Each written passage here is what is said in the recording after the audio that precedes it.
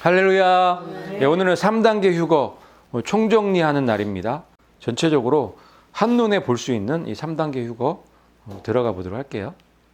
이 3단계 휴거에서 이 첫 번째는 이방교회 휴거죠. 그 다음에 이스라엘, 여자죠. 이스라엘 14만 4천 명의 휴거가 있고, 그 다음에 여자의 씨, 남은 자손의 휴거가 있는 거예요. 처음에 나오는 게 이제 5장이죠. 휴거된 사람이 하늘 보좌에 나오는 장면이 대관식에 나오죠. 4장, 5장이 대관식이에요. 1장부터 3장까지는 이방교회 시대죠. 7교회 이야기들이 나오면서 7교회 시대가 끝나는 거죠.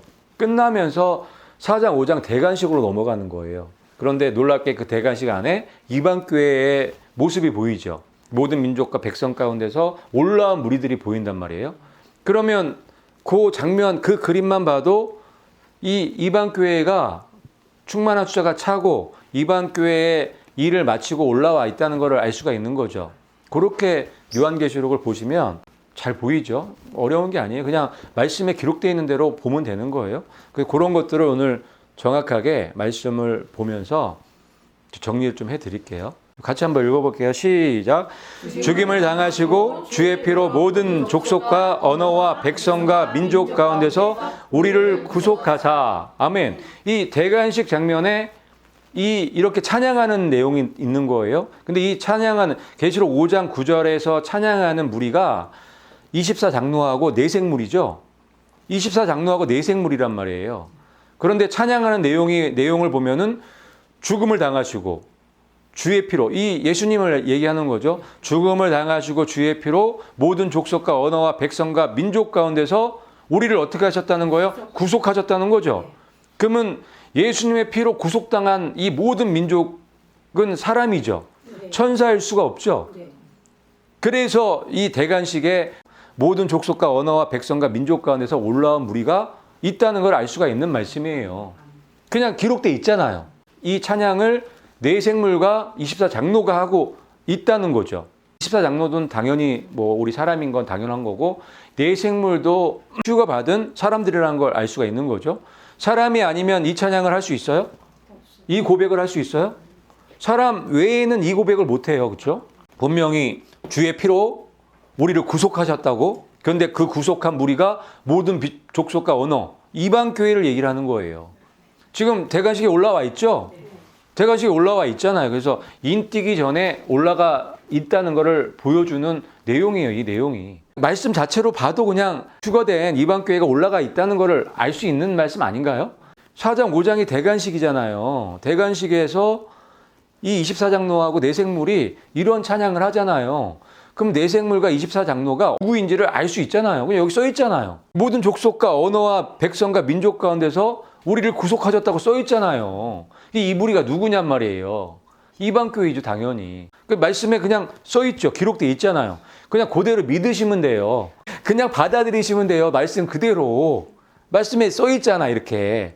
주의 피로 모든 족속과 언어와 백성과 민족 가운데서 우리를 구속해줬다고 써져 있잖아요.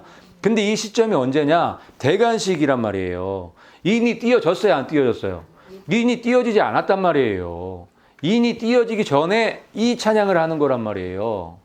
무슨 말인지 이해 가시죠? 인이 띄어지기 전에 휴거가 있어야 된다는 말을 그래서 하는 거예요. 그래야 이 말씀이 성립이 되겠죠? 그래서 이 무리는 이 계시록 5장 9절, 이 대관식에 참여한 이 모든 족속과 언어와 백성과 민족 가운데서 올라온 이 무리는 이방 교회다. 이방인의 충만한 숫자, 2000년의 교회가 다 올라온 거다. 계시록 2장 3장에 7교회 이야기가 나오잖아요. 그 교회가 올라온 거예요. 그 이방 교회가. 그리고 나서 6장부터는 이 교회가 사라져 버려요. 이방 교회 이야기가 안 나와요. 계시록 안에서. 그 다음에 이스라엘과 그 여자의 남은 씨의 이야기가 나오는 거예요. 왜요?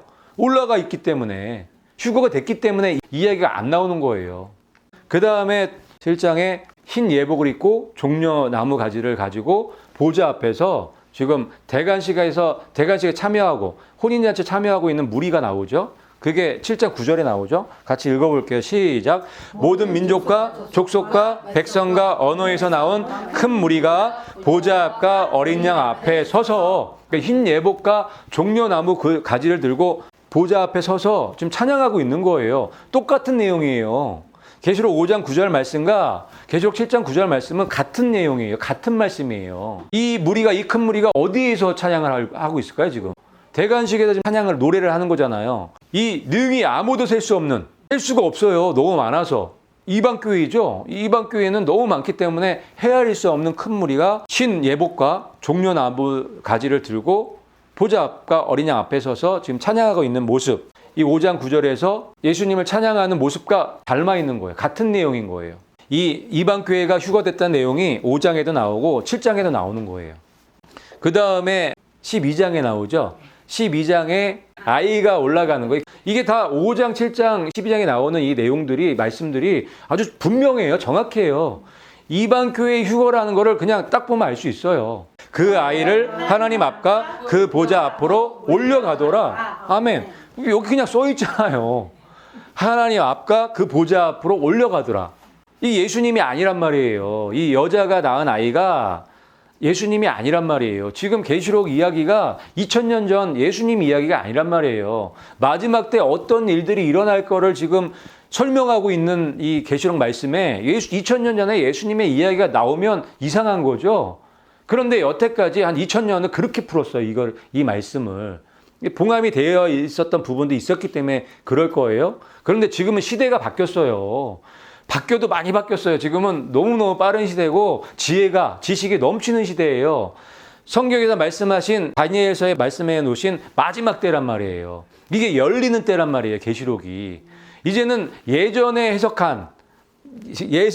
방법을 내려놓으시고 지금 열어주시는 새로운 방법으로 해석을 하셔야 돼요. 이 12장 이야기가 뭐냐면 여자가 아이를 낳죠. 근데 큰 붉은 용이 나타나는 거예요. 아이를 삼키려고 나타나는 거잖아요. 근데 아이를 놓치잖아요. 휴거된다는 거예요. 이 말씀이 그 말씀이잖아요. 하나님 앞과 보좌 앞으로 올려가잖아요. 휴거란 말이에요.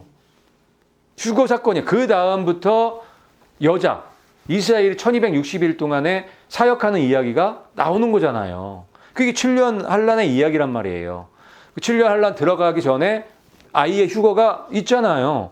이 아이, 여자에게서 태어난 아이, 이스라엘에 의해서 시작된 교회, 이방 교회밖에 없잖아요.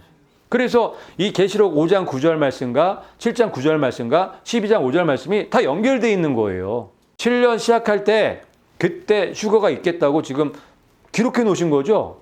요 세 개만 연결해서 보실 수 있으면 이방 교회 휴거는 7년 시작할 때 있다는 거를 알 수밖에 없어요. 그냥.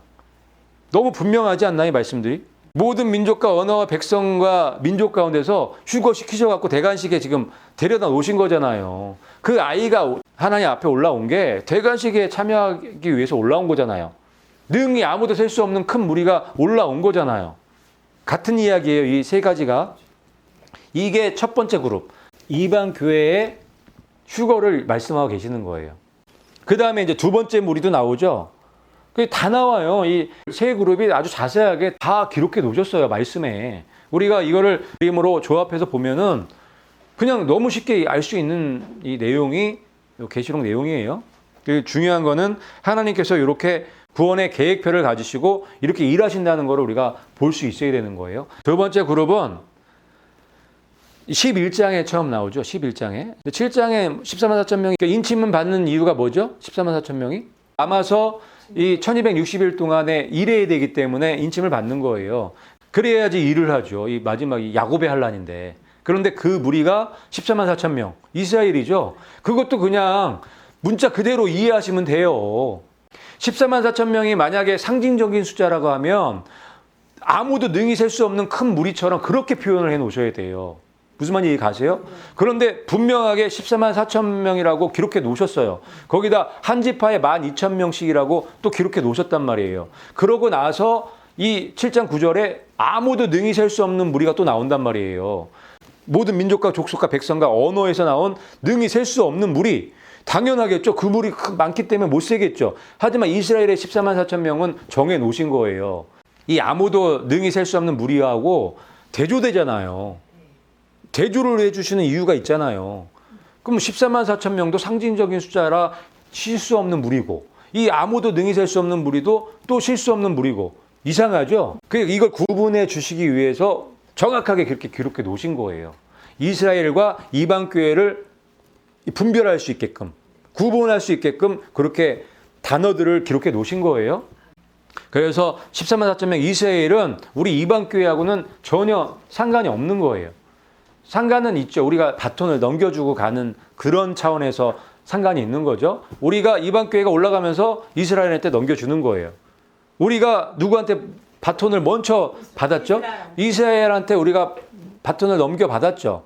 이스라엘은 2000년 동안에 버림받았죠. 우리가 이방인의 숫자가 이제 꽉 찼죠. 그러면은 꽉 찼으니까 어떻게 돼요? 올라가야죠. 예수님도 이방인의 숫자가 꽉 차면 이스라엘을 회복시켜 주신다고 했나요? 그 말씀들이 다 연결이 되는 거예요. 그래서 그 14만 4천 명과 이방교회, 이 모든 민족, 족속, 백성, 언어에서 나온 이 무리하고 비교해서 구분을 할 수 있어야 돼요.